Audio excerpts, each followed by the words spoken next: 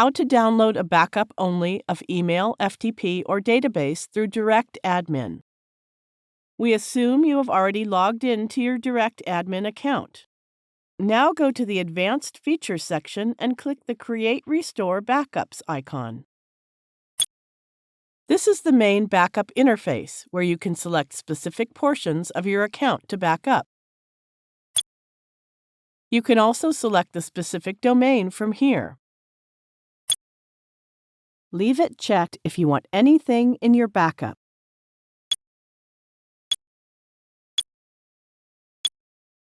Once ready, click Create Backup.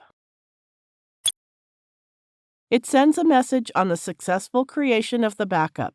Go back to the main page and scroll down to the Support and Help section. Click the Support Center icon and look for the message.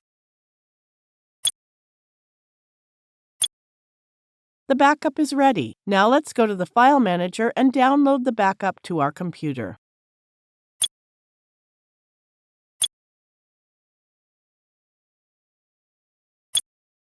To download the backup, open the Backups folder and look for the downloaded backup file. Right-click the generated backup file and select the Download option.